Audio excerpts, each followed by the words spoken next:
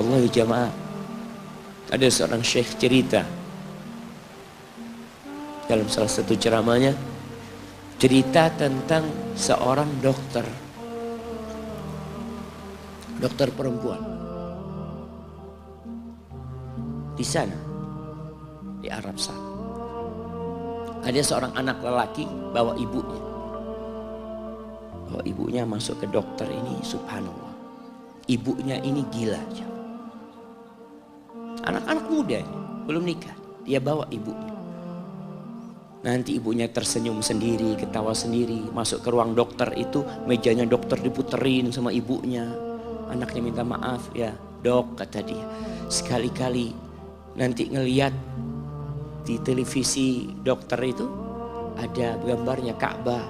Ibunya ngomong, nak kau bukan nak ngomong, kamu bohong Mat kau bohong sama ibu. Katanya mau dibawa umroh ibu kata dia. Nanti diludahin anaknya, digigit anaknya.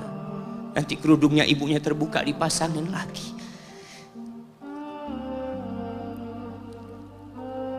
Itu dokter tanya sama anaknya, ini siapa? Ibu anak kata dia. Sejak kapan dia seperti ini? Sejak lahir. Loh, terus gimana engkau bisa lahir? Iya, sama kakek ana, ibu ana dinikahkan. Tapi 10 bulan diceraikan. Ya karena seperti ini, ana lahir dari rahim ibu ana. Dan seperti ini kelakuan. Iya kata dia. Engkau berbakti sama dia, kata dia. Dia kan nggak kenal sama engkau. Iya, dia nggak tahu sama ana. Tapi Allah tahu kalau dia ibu ana. Kan? Allah tahu kalau dia ibu ana. Ana harus berbakti. Ditanya, ibumu sakit apa? Ibu kena gula. Kata dia, kena ini. Setelah dikasih resep, itu dokter cerita, pasiennya keluar, ditutup pintunya. Dokter ini nangis. Dia mengatakan, ana sering dengar ceramah tentang birrul walidain. Ana sering mendengarkan tausiah ustaz tentang berbakti kepada orang tua. Tapi ana baru sekarang melihat kebaktian seorang anak sama orang tuanya. Ibunya gila, dia tetap berbakti. Dan dia mengatakan, iya ibu ana gak tahu sama ana, tapi Allah tahu kalau dia ibu ana. Dan yang ngasih wasiat supaya kita berbakti sama orang tua itu Allah jemaah. Apapun yang dilakukan orang tua kita.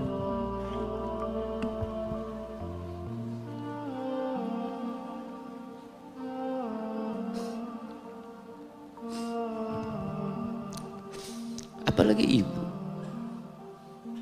Allah katakan hamalathu ummuhu kurha wa wada'athu kurha. Ibu kita, hamil kita itu dalam kondisi yang sulit.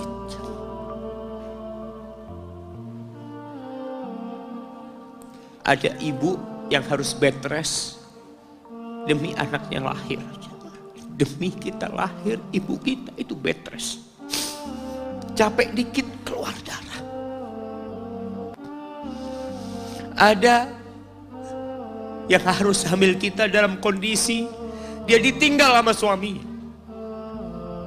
Dia harus cari nafkah sendiri. Ada yang harus muntah-muntah demi kita. Allah. Lalu kita berdiri buat ibu kita.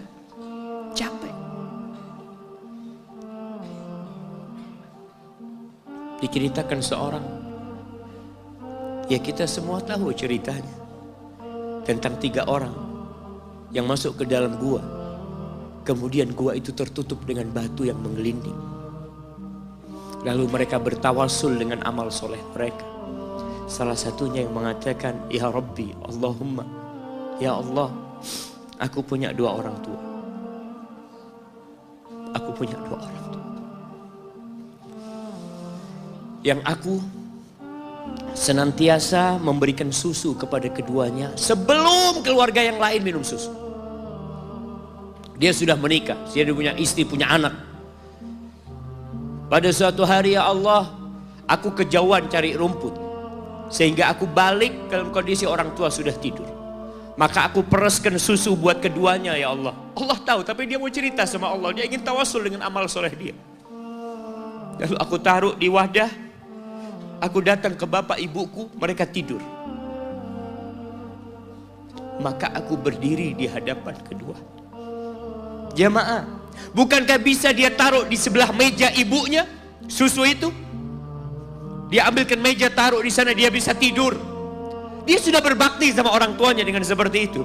Tapi anak ini tidak. Aku berdiri, ya Allah, aku gak ingin membangunkan keduanya. Dan aku terus berdiri, aku pegang itu susunya. Sampai mau subuh bangun, aku serahkan kepada kedua. Anak-anaknya nangis minta susu.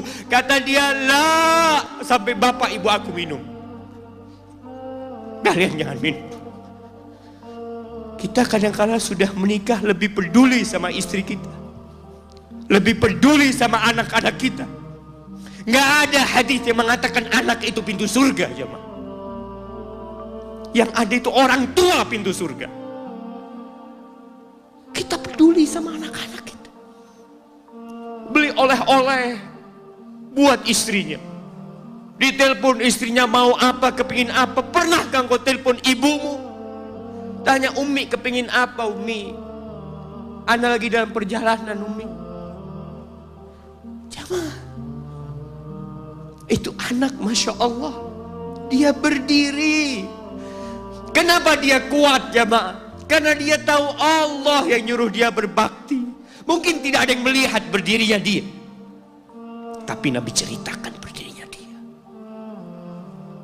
Dari malam jamaah sampai pagi, berapa jam dia ingat, ibuku hamil aku 9 bulan. Capek. Ana semakin tahu dengan tugas besar seorang ibu dan pengorbanan seorang ibu setelah Ana menikah. Setelah Ana tahu bagaimana istri Ana hamil, ketika dia harus tidur gak enak, makan muntah aja, Ana melihat istri Ana sampai lemas dia muntah.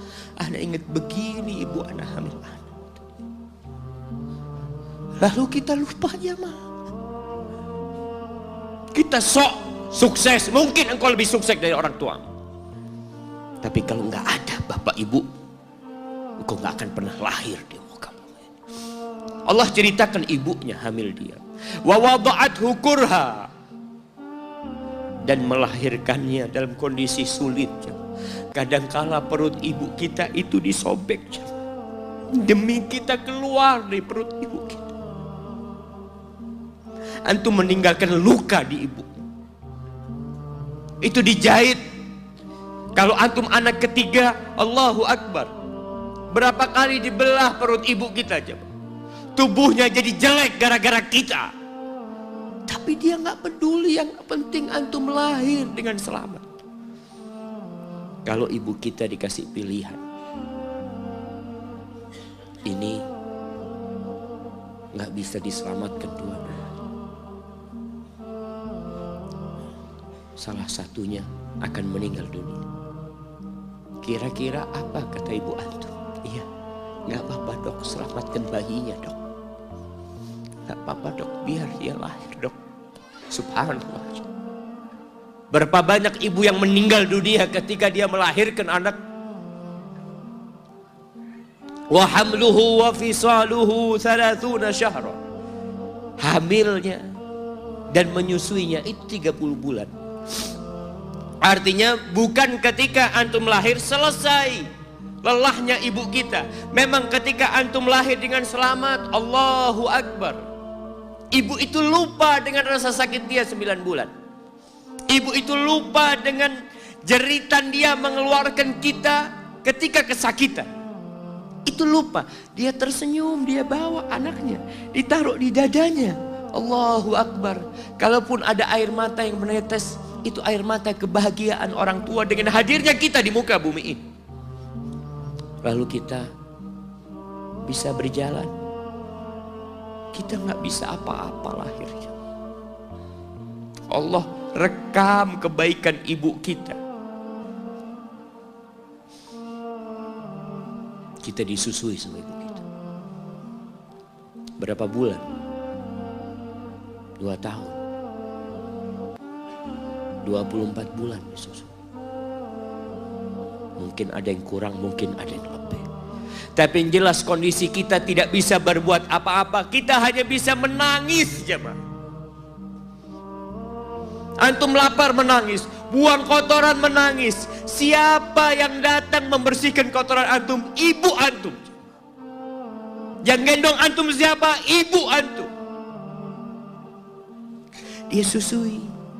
Subhanallah, sampai anaknya agak besar sedikit, diajari bicara sama ibunya, diajak ngomong sama ibunya, diajarin berdiri sama ibunya, diajarin berjalan sama orang tuanya. Allahu Akbar. Kemudian ketika antum sukses, antum berangkat ke luar negeri, antum berangkat ke luar kota, meninggalkan kedua orang tua antum, boleh, asalkan dengan ridho orang tua antum. Kalau ibu antum telepon, antum di Batu sini, kuliah, sampai sukses jadi pengusaha di sini. Ibu antum di kampung telepon, nah ibu ingin engkau balik ke kampung. Jangan pernah mengatakan, bu anak kerjanya di sini ibu. Saya ditugaskan di sini, tinggalkan semua pekerjaanmu, pulang ke rumah. Ustaz, gimana dengan istri dan anak-anak? Yang ngasih makan istri sama anak-anak antum itu Allah Jalla Jalla. Bawa pulang ke kampung, hidup sama ibu antum. Jamaah, ada seorang sahabat yang izin untuk berjihad, izin untuk mendapatkan surga yang paling tinggi, izin untuk bisa memberikan syafaat kepada 70 dari keluarganya. Kalau dia mati syahid, dia datang kepada Nabi SAW, ditanya, bapak ibumu hidup? Iya, kata dia, pulang engkau ke sana. Fathammal jannah, di sana ada surga. Ilzam rijlaya, engkau tetap di kaki ibumu. Ini mau jihad, bukan mau cari fulus, jemaah. Bukan mau cari kenikmatan dunia, dia mau cari surga. Tapi pintu surga yang paling baik orang tua dapat jauh-jauh. Jemaah, Allah, ketika antum nangis di kasur ibu, di dapur lagi masak, dimatikan kompornya, dia datang jumpai antum. Antum lihat, anak sering lihat ketika kajian, bagaimana seorang ibu yang gendong anaknya yang nangis. Dia ingin dengarkan kajian, tapi engkau menghalangi dia untuk mendengarkan kajian dengan baik. Dia harus gendong. Kadang-kadang nggak boleh deket-deket kajian, yang bawa anak tempatnya lain, dan dia nurut. Engkau ganggu hidup dia dari sejak engkau lahir. Kemudian setelah engkau dewasa, engkau nggak berbakti sama ibu. Lupa dengan wa hamluhu wa fisaluhu 30 syahr. Di masa Umar bin Khattab, ada seorang yang datang kepada Umar mengatakan, ya Amirul Mukminin,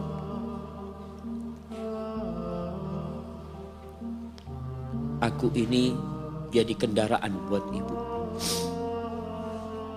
Aku ini yang membersihkan kotoran ibu, dan aku palingkan wajahku. Ibuku sudah lumpuh, gak bisa apa-apa, dan aku berusaha untuk berbakti sama dia. Aturani qad jazaituha. Gimana menurut? Apakah aku sudah balas kebaikan ibuku? Kata Umar, la. Kata dia, enggak, belum. Ya Amirul Mukminin, bukankah aku sekarang ini telah berbuat kepada ibuku seperti ibuku berbuat kepadaku waktu aku kecil? Artinya sama pekerjaannya sekarang ini. Aku yang menyuapin ibuku, aku yang membersihkan ibuku, yang mengantarkan dia ke kamar mandi. Semua yang pernah dilakukan ibuku, kira-kira sudah aku lakukan semua sekarang. Kata Umar, enggak sama, kata dia. Ibumu waktu merawatmu ketika engkau kecil, ibumu berharap engkau bisa hidup. Sedangkan engkau sekarang merawat ibumu ketika sudah tua sakit-sakitan, engkau berharap ibumu mati.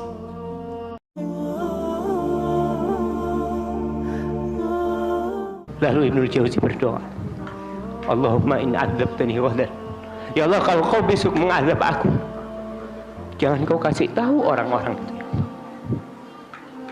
Li'alla yuqal, agar supaya tidak tersebar pembicaraan azaba man da'a ilaih, azaba man dalla ilaih, supaya orang-orang enggak ngomong